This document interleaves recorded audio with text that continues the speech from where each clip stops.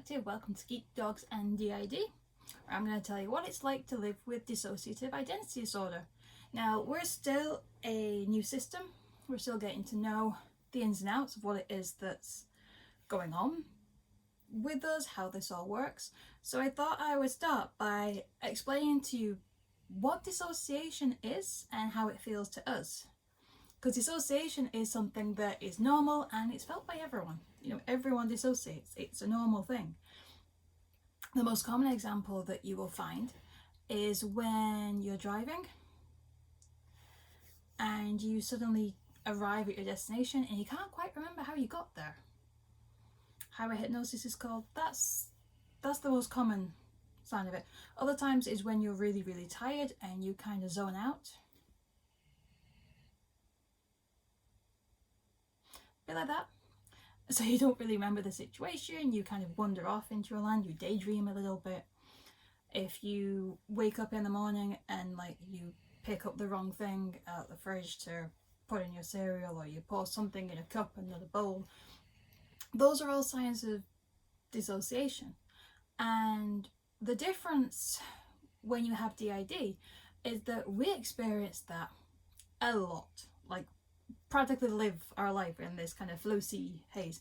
If you hear snoring in the background, I'm sorry, that is my dog. She's a bit sleepy.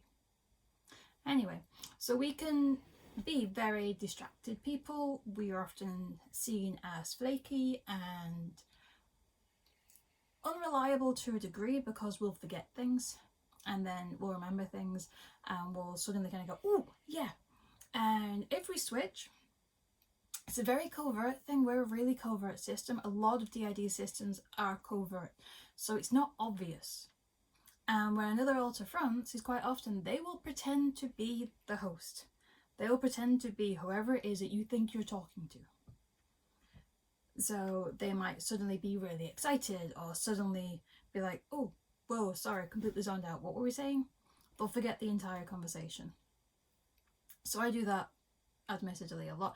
If I'm really focused, so if my alter Danielle is fronting and she's the one that goes to work, she's the one that does all the major life things, she's a little bit flaky, but on the whole, when she's in that work frame of mind, she's 100% focused on there. It's tunnel vision, go.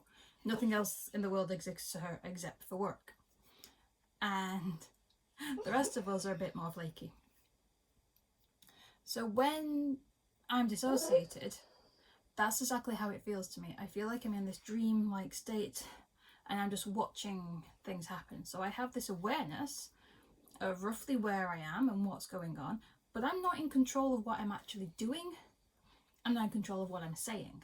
And I will think that I have just been sat scrolling through my phone for a bit, or sat watching TV, or I remember sitting talking to my friends, but I won't remember what it is that I've said.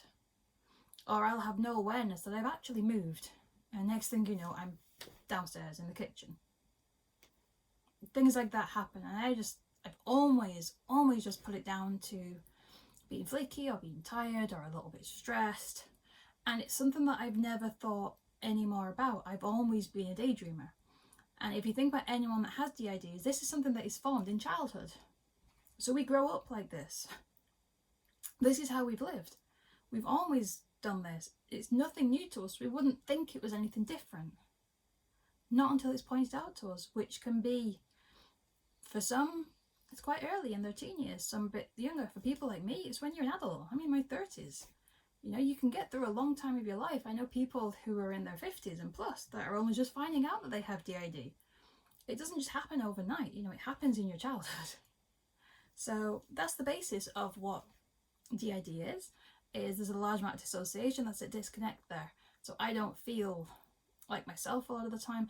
I don't feel my own emotions, and I'm now starting to realize that I can't trust the emotions that I feel because they might not be mine, and quite often they're not mine.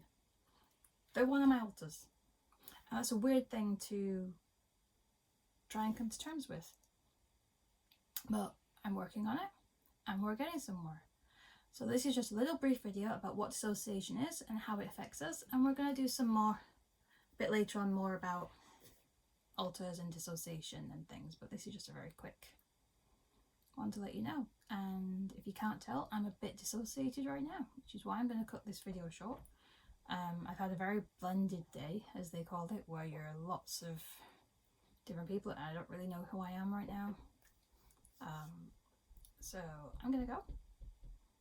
And I wish you all the best, and I will see you soon. Bye.